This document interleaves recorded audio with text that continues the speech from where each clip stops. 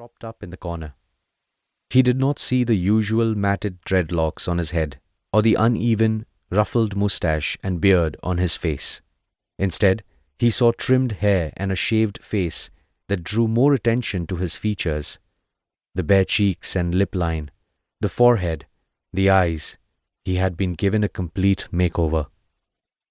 Om peeked outside the small window with wooden grills and saw tiny snowflakes falling softly and mingling with the bright white blanket that covered the land as far as he could see.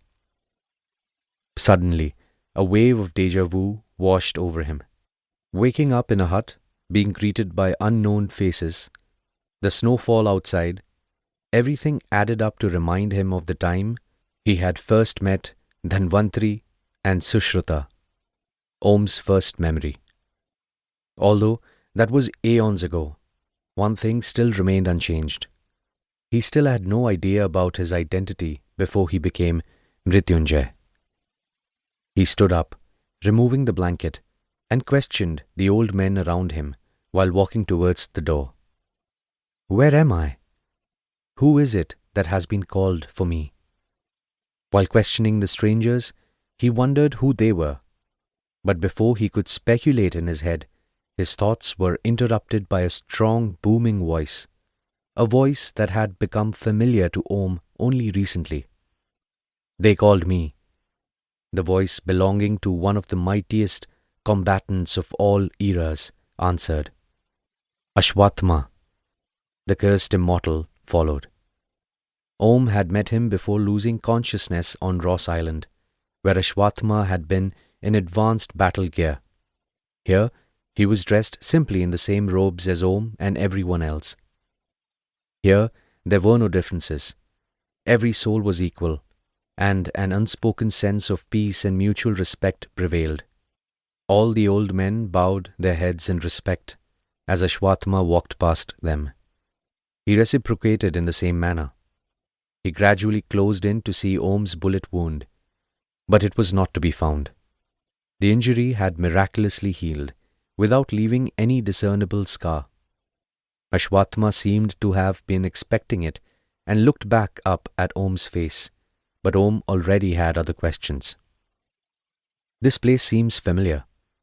Where am I? Ashwatthama smiled. Yes, you have been here before.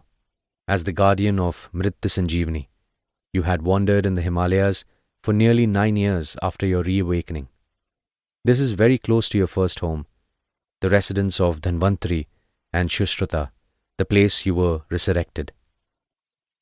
Om was shaken to his core when he heard Ashwatthama utter those words. Deep down he had yearned for this answer, but he still had not braced himself for it. At last, the place that always evaded him had been found, putting his search over all those centuries to rest. His mind raced with 1,000 questions, and he did not know how to react. Om gathered himself and finally spoke up. So, we are in the Himalayan range. I could never find this place. Which mountain is this? Ashwatthama answered with a recitation of reverence. Param Ramya Girivar Kailasu, Sada Jahan Shiv Uma Nivasu. Om grasped that the Avadhi verse was hinting towards the pious mountain he was standing on. He joined his hands, looked up in awe and said, Mount Kailash, the abode of Lord Shiva, the center of the universe, the navel of the realm, the pillar of the world, the Swastika mountain, the precious jewel of snow, in Tibetan.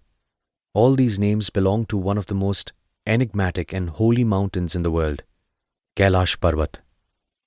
Yes, Kailash Parvat, nodded Ashwatthama.